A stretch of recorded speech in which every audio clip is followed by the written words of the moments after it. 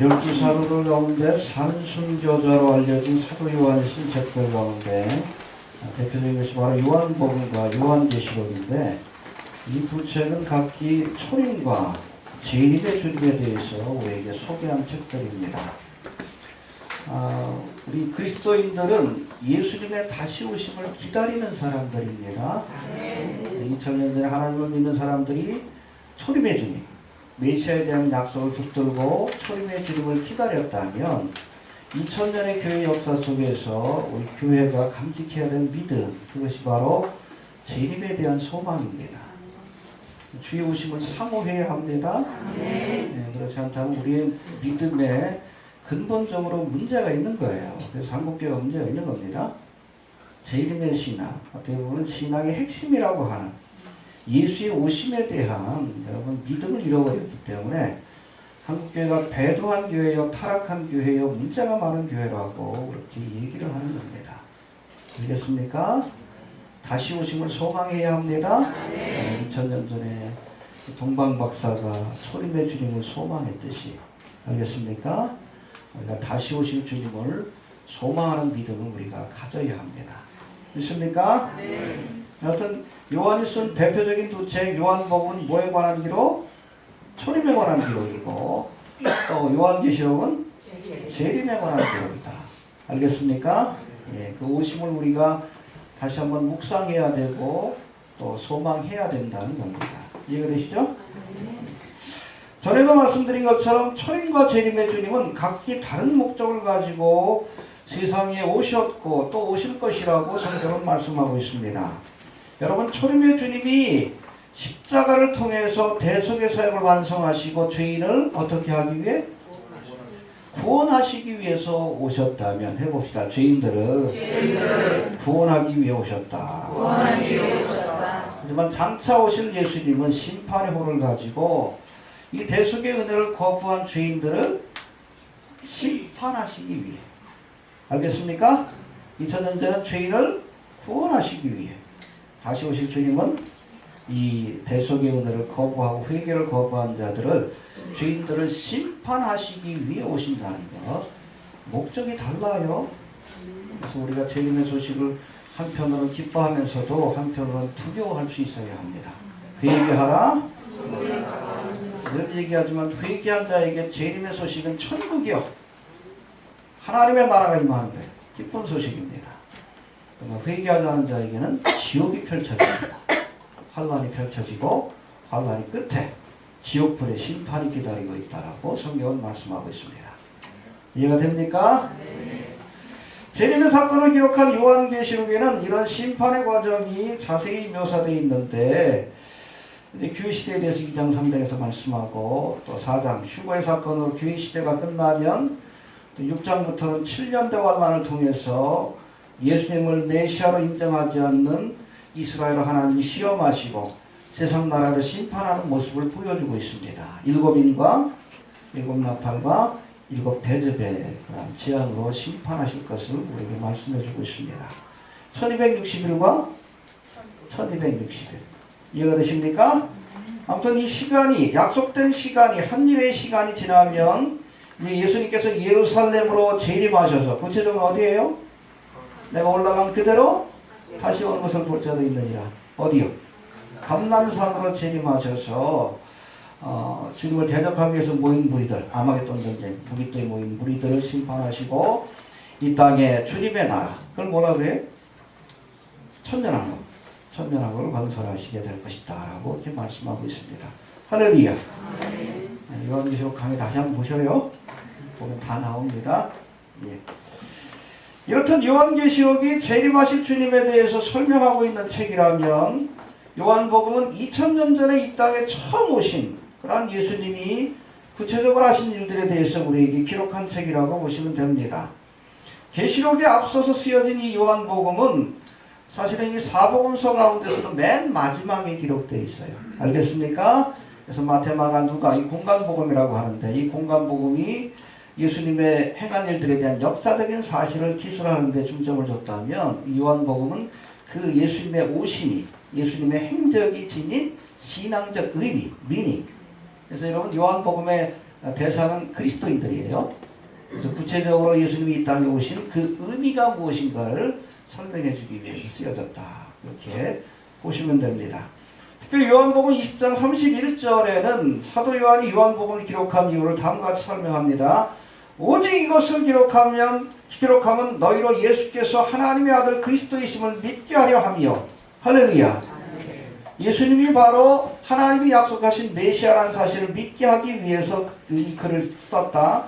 또 너희로 믿고 그 이름을 힘입어 생명을 얻게 하려 함이라. 할렐루야. 예수를 믿는 자에게 영생의 선물이 주어진다는 것을 약속된 메시아인 예수를 믿으면 영생을 얻는다는 사실을 알려주기 위해서 쓰여졌다라고 분명히 말씀하고 있습니다. 할렐루야.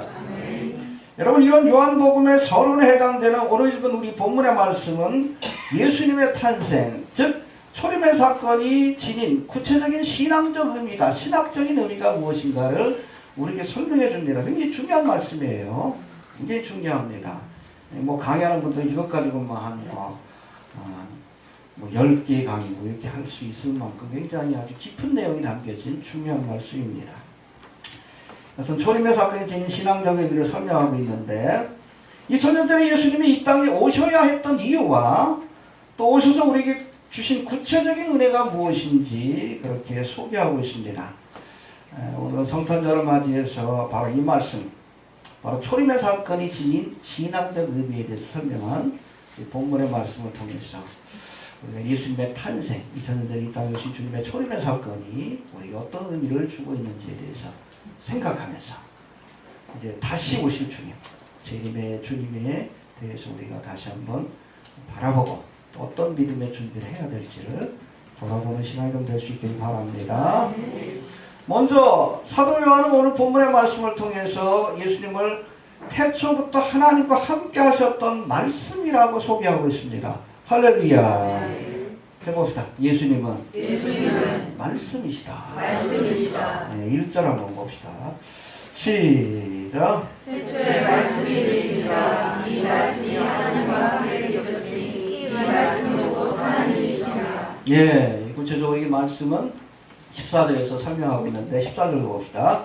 시작. 말씀이 육신이 되어 우리 가운데 거하시되 우리가 그 영광을 보니 아버지의 독생자의 영광이요 은혜와 진리가 충만하다. 할렐루야. 이 말씀이 태초부터 있었던 이 말씀이 육신의 몸을 입고 이 땅에 오신 분을 보니 아버지의 독생자 누구요? 예수님이더라. 할렐루야. 예, 본문에서 사도 요한은 특별히 예수님을 말씀으로 소개합니다. 해봅시다. 말씀이시다. 그러게 여러분, 예수를 믿는 것은 뭘 믿는 거예요? 그렇죠? 예수를 믿는다고 하면서 또 하나님의 말씀에 불순종해. 그 믿는 걸로 착각하는 거예요. 정말 예수를 믿으면 말씀에 귀를 기울이고 말씀에 순종합니다. 다 지킬 수는 없어도 특별히 너무나 중요한 말씀들이 있잖아요. 그렇죠? 우리의 생명과 관계되는. 그렇죠? 짐승의 표라든지 예수를 부인하는 이런 문제들. 이건 우리의 생명과 관계되는 거기 때문에 이건 목숨을 바쳐서라도 지킵니다. 그렇지 않다면 여러분, 내가 진짜 예수를 믿는 것인지 돌아봐야 돼. 어떤 사람들은 예수를 믿는다고 또 나가 구원받았다고 하면서 하나님의 말씀에 불순종합니다. 근데 예수를 믿는다는 그 의미 자체를 이해를 못하는 거예요. 예수를 믿는 건 뭘 믿는 것? 그렇죠. 그게 믿음이요. 하나님의 말씀을 믿고 그 말씀에 순종하는 것이 예수를 믿는 거예요. 근데 하나님의 말씀에 순종하지도 않으면서 내가 예수를 믿고 또 구원받은 것으로 착각하는 사람들이 많다는 거예요. 이게 구원도 아닙니까? 행함이 없는 믿음은 죽은 거예요. 자꾸 믿음을 우리가 헬라적 사고를 가지고 뭘 아는 걸 믿음이라고 생각을 해. 근데 여러분, 믿음의 본질은 행함이 없는 믿음은 죽은 거예요. 지, 정, 의가 다 포함되어 있는 겁니다. 믿음이라는 것은. 내가 알고 마음으로 느끼고 또 그 말씀을 깨달은 것을 순종하는 것이 이게 믿음이에요. 이해가 됩니까? 성경 지식이 있다는 걸 가지고 내가 믿는다라고 착각하지 마십시오. 예수는 말씀이십니다. 하나님의 말씀에 순종하는 것이 그게 예수를 따라가는 거지. 예수를 믿는다고 하면서 내 마음대로 살아. 구원받았다고 하면서. 순종하는 게 아니야. 예수를 따라가는 거지. 믿음. 그런 사람들이 구원받는 거죠. 해봅시다. 예수님은 말씀이시다. 예, 우리가 믿음의 저기를 다시 내려야 합니다. 예수를 믿는 것은 하나님의 말씀을 믿는 거예요. 할렐루야. 또 두 번째, 예수님을 성육하신 하나님 또는 성육하신 말씀이라고 그렇게 소개하고 있습니다. 1절에 보니까 태초에 말씀이 계시니라 이 말씀이 하나님과 함께 하셨으니 이 말씀이 곧 네, 말씀이 곧 하나님이라고 선포하고 있습니다. 말씀 대신 예수님이 곧 우리를 지으신 삼위일체 하나님, 구체적으로는 성자 하나님이라고 그렇게 선언하고 있습니다. 할렐루야. 예수님은 하나님이십니다. 그래서 우리의 찬양과 경배를 받는 거예요. 이해가 되십니까? 하나님이시기 때문에 그래요. 이해가 되십니까? 뭐 마호메트나 뭐 공자나 사람이요. 경배하면 안 되는 거예요. 예수님은 하나님이시기 때문에 우리가 그분 앞에 엎드려서 경배하며 할렐루야 영광을 돌려드리는 겁니다.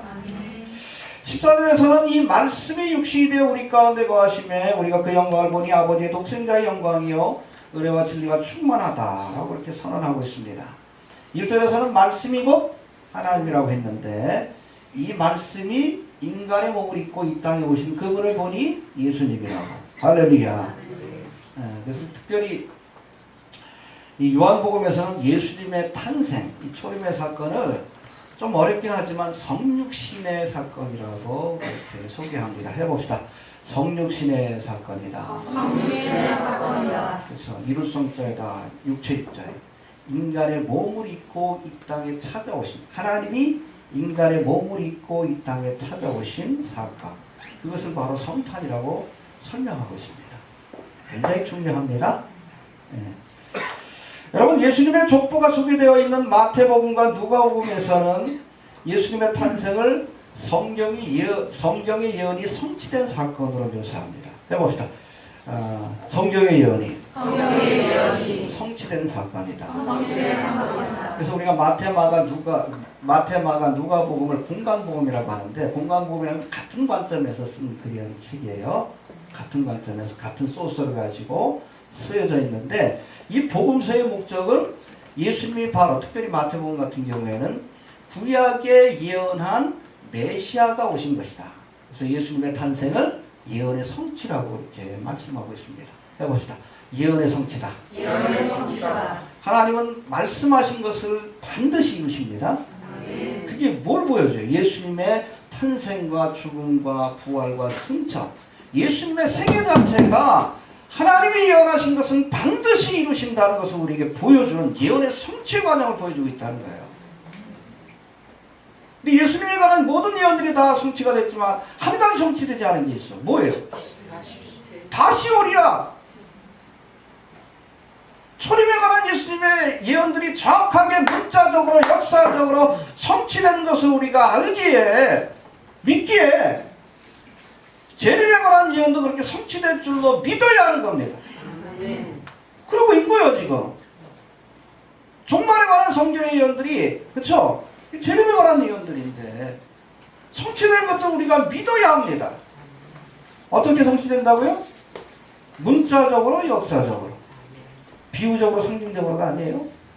요한계시록은 자꾸 비유적으로 상징적으로 풀려고 해. 재림에 대한 믿음이 없는 거예요. 약속이 성취된다는 믿음이 없는 거예요. 결국에는 하나님이 약속하신 것은 반드시 이룬다는 그 말씀을 믿지 못하는 거예요. 불신앙이지. 왜 믿지 못합니까? 그런 믿음 가지고 휴거 되겠어요? 휴거의 사건을 믿지도 못하는데 어떻게 휴거다?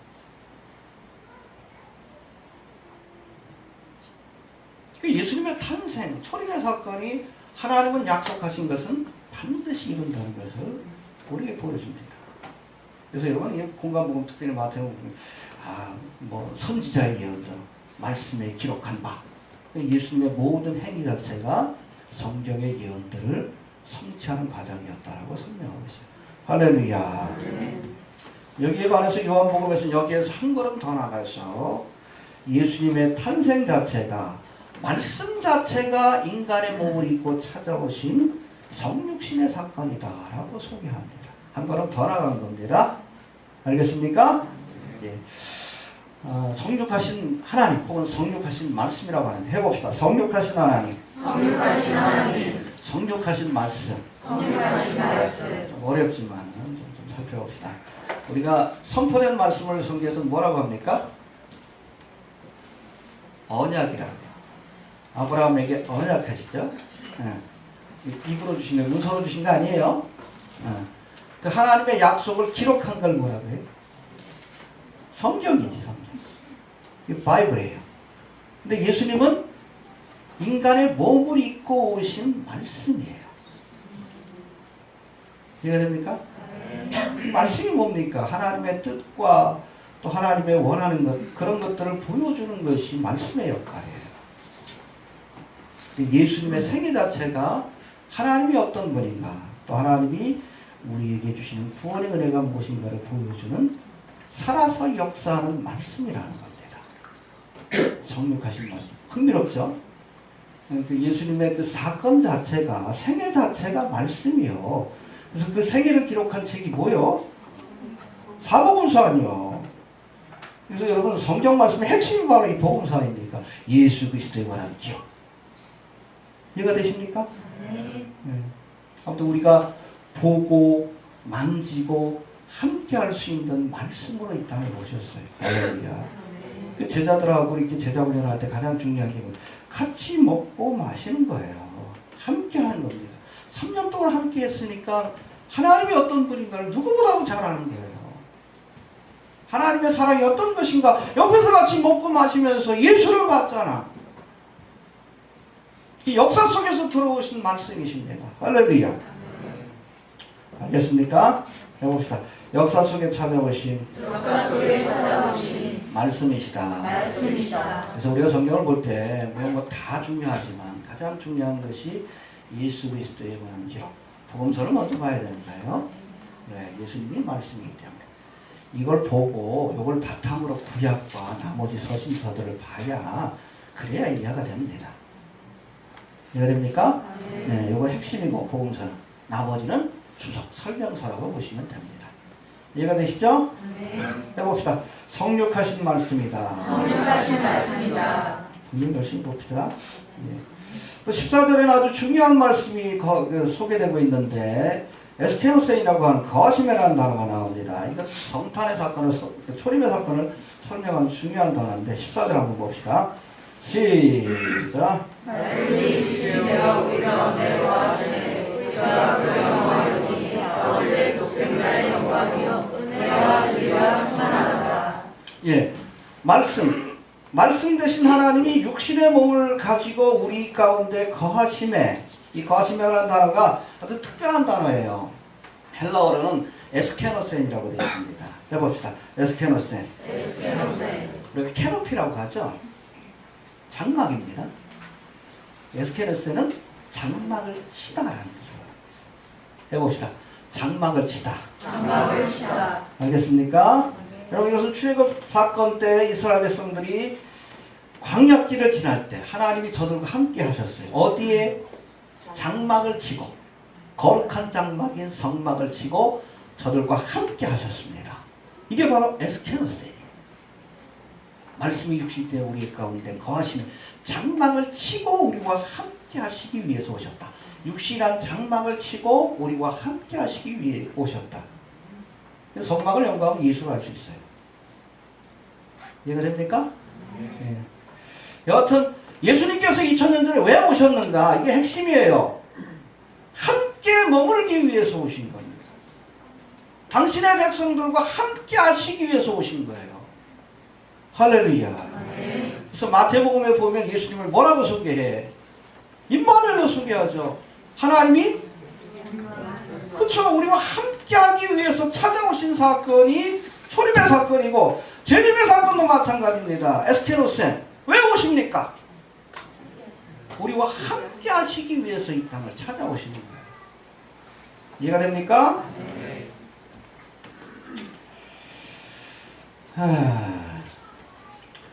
여러분 주님께서 다시 오십니다. 목적이 뭐예요? 함께 하시기 위해서. 할렐루야. 여러분 말씀 대신 예수님이 오셔서 하나님의 진리와 말씀으로 이 땅을 통치하시면 이곳이 하나님의 나라가 되는 거예요. 천년왕국이 바로 그런 것입니다. 주의 뜻이 이루어지리라. 뜻이 안에서 이룬 것 같이 언제 이루어집니까? 주님 재림하실 때. 이해가 됩니까? 네. 그래서 여러분 똑같은 우리가 지구라는 땅이라 할지라도 여기에 여러분 적그리스도가 와가지고 세상을 통치하면 이것이 hell to earth라고 표현합니다.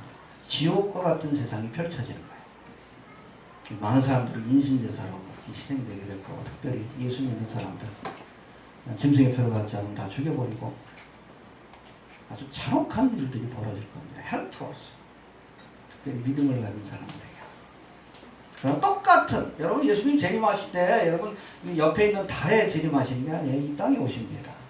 똑같은 여러분 이 땅이지만 이곳에서 주님이 오셔서 통치하시면 heaven to earth 뜻이 하늘에서 이루어진 것 같이 땅에서 이루어지다. 하나님의 나라가 이 땅에 임하는 거예요. 오셔야 합니다. 그렇죠? 세상 나라, 세상 왕들이 통치하는 데는 한계가 있어요. 겪었잖아요. 우리 박근혜 때. 문재인 씨도 뭐 좀 어느 정도 잘하는 것 같지만 그 한계가 있어요. 그럴 수밖에 없습니다. 근데 적그리스도가 세상을 통치하면 그야말로 지옥과 같은 세상이 펼쳐지는 거지. 북한과 같은 세상이 펼쳐지는 거예요. 주님이 오셔야 돼요. 왕이 나셨도다. 왕이 오셨도다. 재림은 이렇게 얘기해요. 만왕의 왕으로 오십니다. 이해가 됩니까? 만왕의 왕으로 다시 오실 겁니다. 만화가 다른 거예요. 주님이 오셔서 통치해야 됩니다. 우리의 가정도 예수님이 통치해야 되고 우리의 심령도 예수님이 다스려 주셔야 하고 교회도 교회 머리가 목사가 되니까 자꾸 이게 세속화되는 거지. 예수님이 다스려 주셔야 되고 이 나라 이 백성도 주님이 통치해 주셔야 비로소 하나님의 뜻, 하나님의 뜻이 펼쳐지는 하나님의 나라가 건설될 수 있음을 기억할 수 있게 되기 바랍니다. 이제는 성육하신 말씀 대신 예수 그리스도를 설명하는 오늘 본문의 말씀 조금 더 한번 살펴봅시다. 3절 한번 다시 봅시다. 시작. 만물이 그로 말미암아 주가 되었으니 지은 것이 하나도 그가 없이는 것이 없느니라. 예, 태초의 창조의 과정에 함께 하셨습니다. 태초에 하나님이 천지를 창조하시니라. 그 다음에 흑암 가운데 여러분 여호와의 신이 운행하시더라. 그렇죠? 성부 하나님, 성령 하나님. 그 다음에 3절이 뭐예요? 하나님이 가라사대 빛이 있어요. 말씀이죠. 그래서 창조의 과정에 성부, 성자, 성령 하나님이 함께 하셨습니다. 이해가 됩니까? 그리고 인간을 지으실 때도 어떻게? 흙으로 사람의 형상을 만드시고 우리가 복수형으로 나와요. 삼위일체의 교회를 우리가 그곳에서 살펴보게 돼요. 아무튼 창조의 과정에 로고스 대신 성자 하나님이 함께 하셨다. 그렇게 얘기하시면 됩니다. 그래서 아까도 설명했듯이 우리가 예수님을 경배하고 찬양하고 주님을 섬겨야 되는 이유가 나를 지으신 분이기 때문에 그래요. 이해되시죠? 뭐 예수님은 두 가지 의미가 있어요. 창조주인 동시에 구세주의. 나를 지으셨을 뿐 아니라 그렇죠. 우리가 어떤 것의 소유자가 되는 것은 두 가지 방법이 있어요. 첫 번째, 내가 이거 만들었으면 이 주인이 누구예요? 내 거야. 우리는 주님의 것이에요. 근데 내가 안 만들었다 할지라도 이거를 돈 주고 샀으면 내 거예요. 주님이 피로 값주고 우리를 사셨습니다. 이중적인 의미에서 우리가 예수님이 주가 되시는 거예요. 큐리오스. 바울신학이 굉장히 중요한. 우리 마스터가 되는 거예요. 다른 사람을 주인으로 섬기면 안 돼. 돈을 주인으로 섬기고 엉뚱한 짓거리 하는 거지. 목사를 주인으로 섬겨. 믿어라. 어리석어지지. 요즘 또 세태어를 하다 보니까 자꾸 루시퍼를 숭배하고. 응? 루시퍼 숭배하니까 루시퍼가 가는 곳에 가야지. 지옥에 가는 거지. 예수님을 숭배해야 여러분 주님이 그 주인 되시는 나라에 가는 것이 천국이지. 간단하죠? 무슨 예배가 있나? 아무튼 창조주가 되십니다. 해봅시다. 창조주가 되신다. 창조주가 되신다. 네, 요한복음 신학에 중요한 것들이 나옵니다. 창조주. 그래서 물이 변화의 포도주가 되는 기적은 특별히 창조주의 능력을 보여주는 기적입니다. 할렐루야. 그 다음에 또 한 가지가 있어요. 여러분 요한복음 7가지 표적이 나오죠? 그 가운데 첫 번째 표적. 물이 변화의 포도주가 되는 창조의 능력이 있는 분이심을 보여준 사건입니다. 그리고 그 다음에 4절 봅시다. 4절 시작. 그 안에 생명이 있었으니 이 생명은 사람이 되시라. 네, 예수님을 생명이라고 소개하고 있습니다. 할렐루야. 이 요한복음에 생명이라는 단어가 계속 나와요. 생명인데 영원히 우리에게 주어지는 eternal life, 영생이라고 얘기합니다. 그래서 우리 다른 복음서에서는 구원받으라고 표현하는데 요한복음에서 그것을 eternal life, 영생을 얻는 것으로 하나님이 세상을 이처럼 사랑하사 독생자를 주셨으니 이는 저를 믿는 자마다 영생을 얻기 위함이다. 그렇죠? eternal life, 영원한 생명. 핵심은 생명이에요. 근데 예수를 믿으면 생명을 얻어요. 왜? 예수가 생명이니까. 간단하죠? 예수가 생명이니까 예수를 가진 자는 영생을 얻는 거예요. 영원히 함께 하시는 생명이십니다. 해봅시다. 예수가 생명이다. 예수가 생명이다. 그래서 우리가 잘 알고 있는 내가 곧 길이요 진리요 생명이니. 요한복음 14장 6절에 나옵니다. 또 나사로를 살리기 전에. 그렇죠? 이건 생명의 주가 되신 것을 보여준 사건이에요. 내가 곧 부활이요 생명이니. 나를 믿는 자는 죽어도 살게 되고 우리 살아서 나를 믿는 자는 그렇죠. 생명을 우리가 품고 있기 때문에 우리의 몸이 육신이 썩어도 부활하는 거예요. 우리 안에 예수의 생명이 예수님이 계시기 때문에. 이해가 되십니까? 네, 굉장히 중요합니다. 또 하나가 또 나옵니다. 생명과 5절과 9절에 보면 빛으로 소개합니다. 5절 한번 봅시다. 시작. 빛이 어둠을 비추되 어둠이 깨닫지 못하더라. 예, 9절도 봅시다. 시작. 세상에 와서 사람을 비추는 빛이 있으니. 예, 예수님을 어두운 세상을 밝히는 빛이시다 라고 소개하고 있습니다. 할렐루야. 문제는 이처럼 우리를 창조하신 예수님이 2000년 전 우리에게 또다시 생명과 빛을 주시기 위해 이 땅에 찾아오셨지만, 참 초림의 사건입니다. 9절 10절에 보니까 세상은 생명의 빛으로 오신 예수님을 알지도 못했고 영접지도 아니했다라고 말씀하고 있습니다. 지금하고 비슷하죠? 그렇죠? 초림의 주님을 알지도 못해. 물론 뭐 소수의 요한이라든지 이런 사람들, 그러나 아주 적은 숫자에 불과합니다.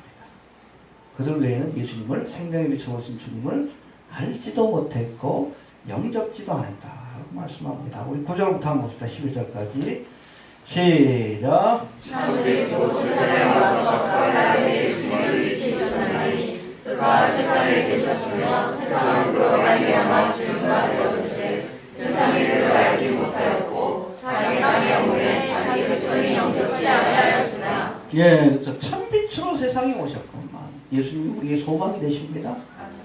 알겠습니까? 빛이십니다. 어둠을 깨치시고 우리에게 소망을 주시는 분이에요. 그런데 알지도 못하고 영접지도 않았다. 2000년 전의 유대인들이 그렇죠?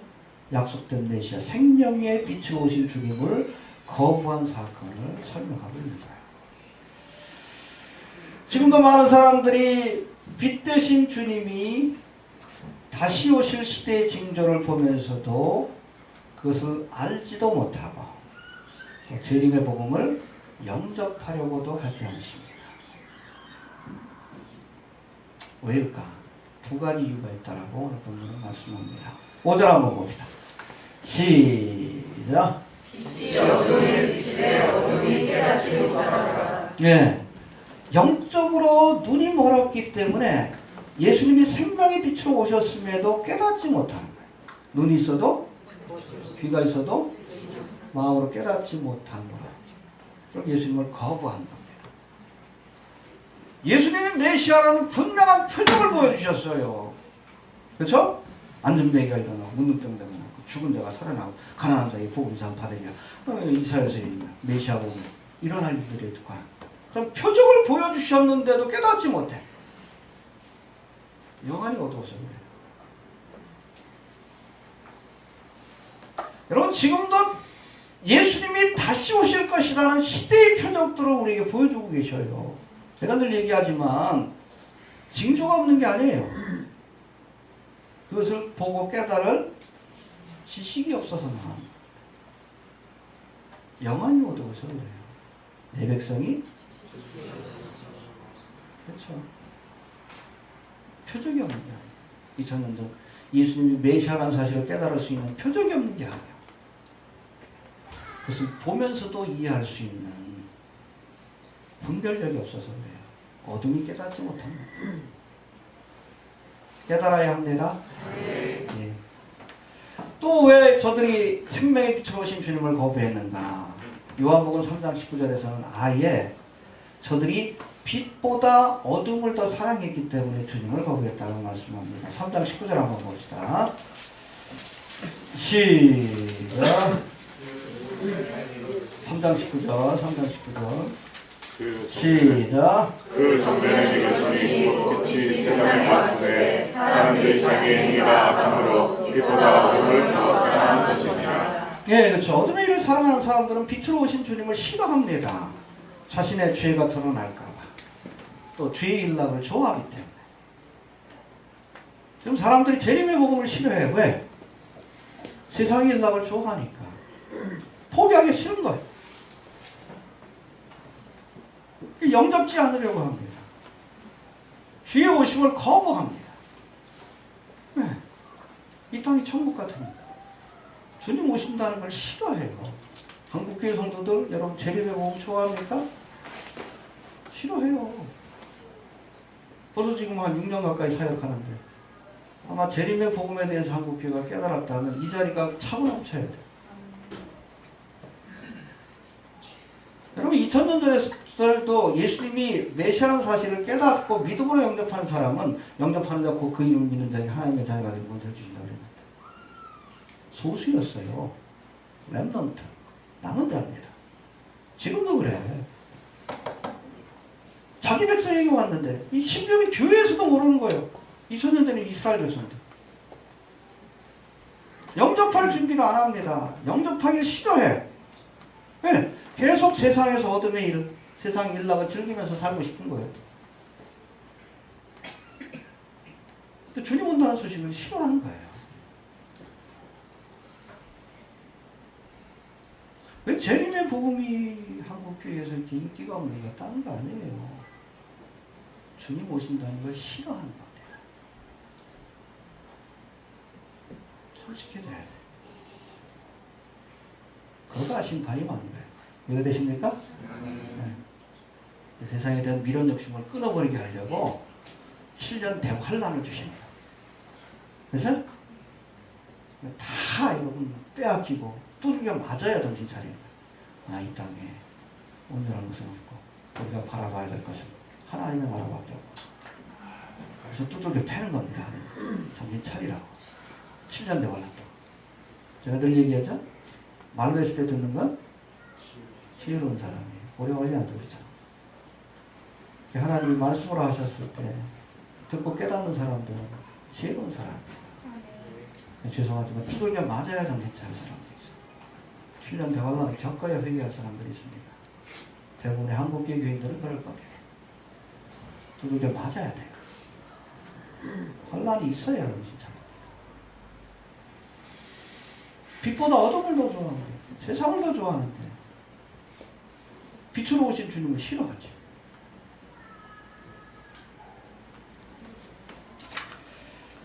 네.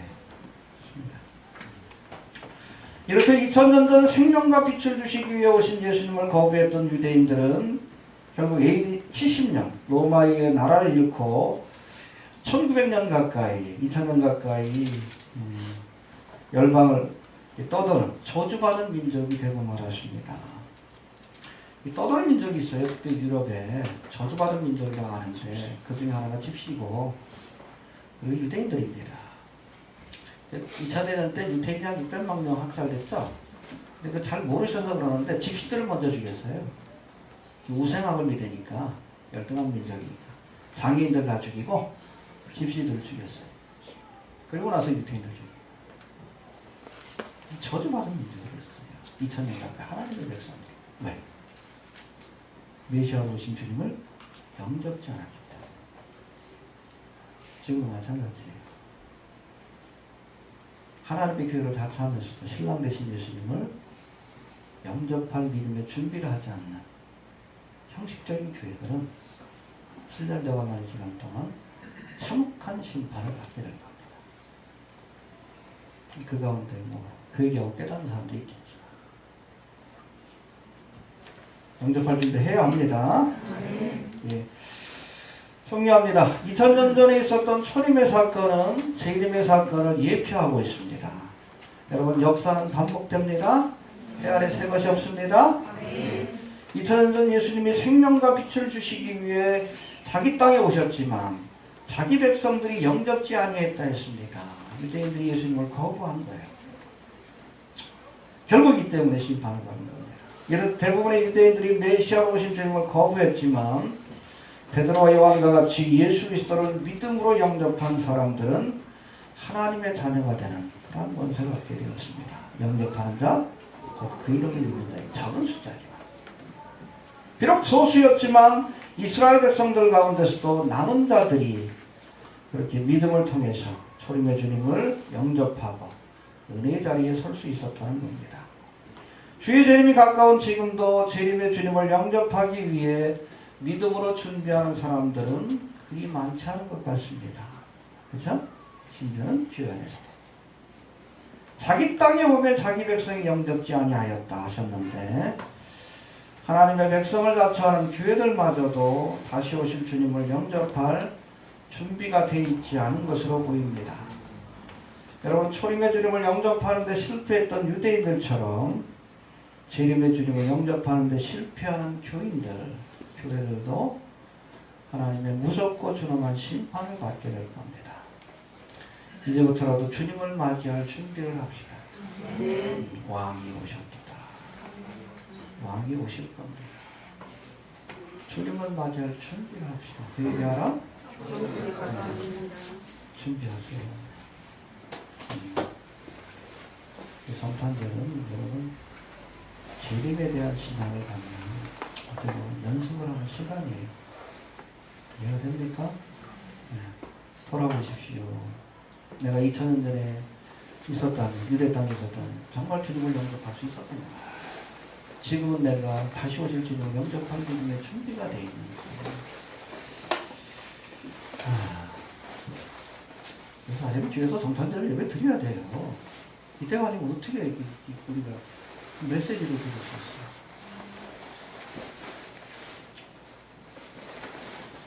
믿음으로 준비합시다. 잠깐 기도합니다. 다 같이 동성을 기도합니다. 하나님 은혜를 감사합니다.